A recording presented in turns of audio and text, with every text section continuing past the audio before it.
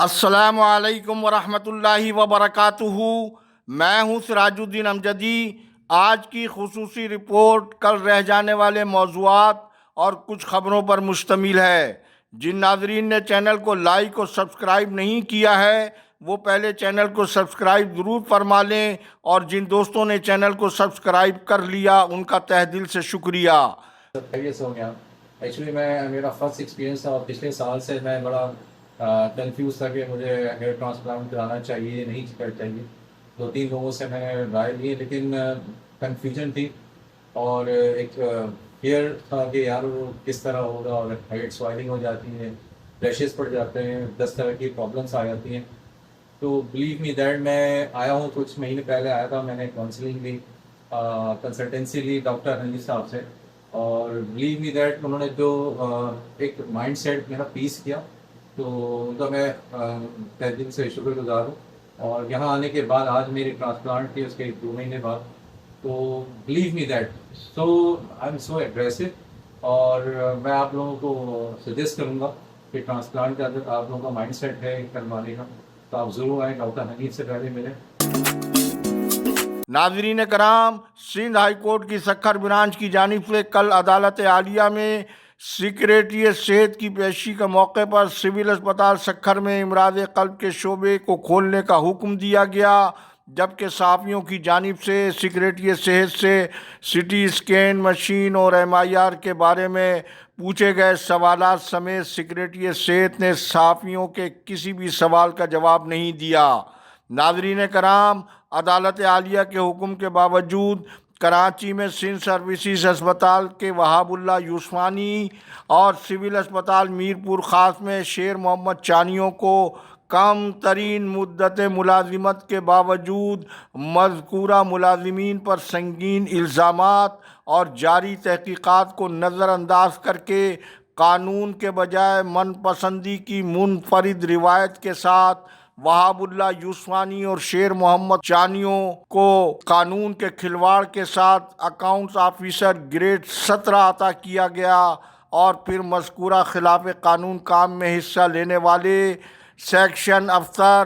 ریاض احمد رک کو پہلے مرحلے میں اور دوسرے مرحلے میں ایڈیشنل سیکریٹری مولا بخش شیخ کا محکمہ صحت سندھ سے تبادلہ کر کے محکمہ صحت سندھ میں، جہاں پہلے ہی out of cadre change retire ملازمین کو بدستور پوسٹوں پر برقرار رکھنے کے سنگین خلاف قانون معاملات موجود ہیں صوبے کی سطح پر، وہیں ترقی کے مذکورہ میگا منی اسکینڈل کا chief justice Sindh high court کو ہی نہیں بلکہ چیف سیکریٹری سندھ کو اس معاملے کا از خود نوٹس لینا چاہیے، کیونکہ یہ اقدام ترقی کے منتظر ملازمین کے ساتھ زیادتی کے علاوہ قانون کو زر کے ذریعے تولنے کے معاملے کے علاوہ دونوں ترقی پانے والے ملازمین کی سرکاری حیثیت پر بھی بہت سے سوالیہ نشانات موجود ہیں۔ جبکہ 2017 میں شیر محمد چانیوں نے ڈسٹرکٹ اکاؤنٹ آفس سے اپنی تنخواہ براہ راست BPS گریڈ 16 میں کیسے فکس کروائی، یہ بھی ایک بہت بڑا سوالیہ نشان ہے۔ اس کا عکس بھی آپ ہماری اسکرین پر ملاحظہ فرمائیں۔ اور تازہ ترین مستند خبر کے مطابق شیر محمد چانیوں کا قانون کے مطابق سپریم کورٹ کے حکم کے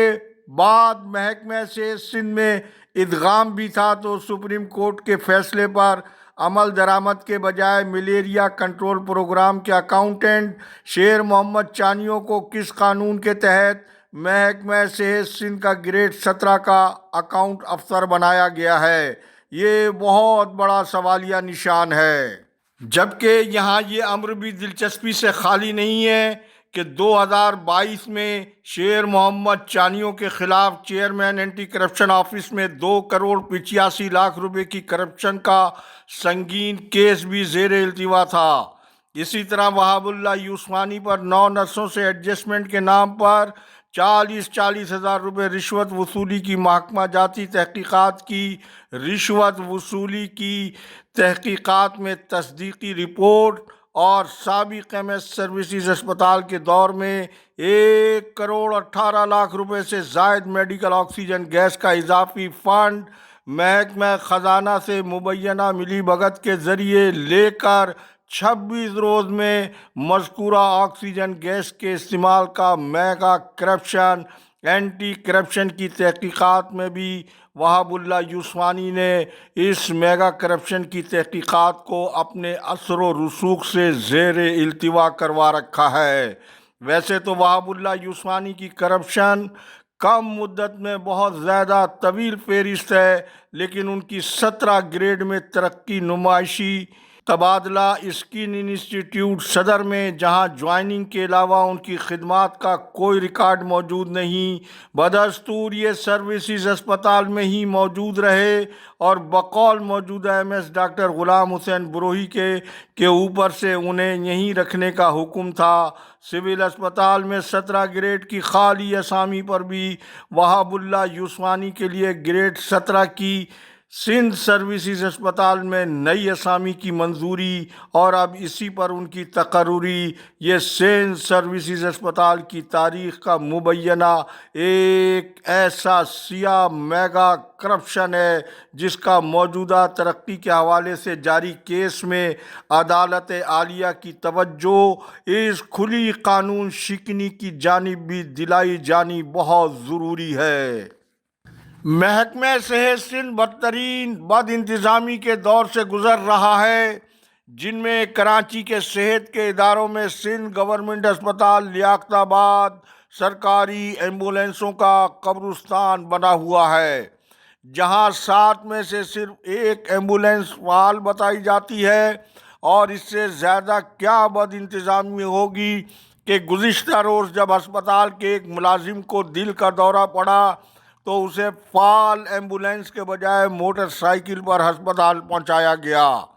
کیونکہ ان ایمبولینسوں کے ڈرائیورز کی ایک الگ داستان ہے جو میں کسی وقت آپ سے شیئر کروں گا۔ ہسپتال کے ملازم مریض کو اس لیے ایمبولینس دستیاب نہیں ہے کہ ہسپتال کے ایم ایس ڈاکٹر عتیق الرحمان قریشی سیکریٹری صحت کے کزن ہونے کے دعوے کے ساتھ بدترین کرپشن اور بد انتظامی کے باوجود تاحال کسی بھی سطح کی انضباطی کارروائی سے مکمل محفوظ ہیں۔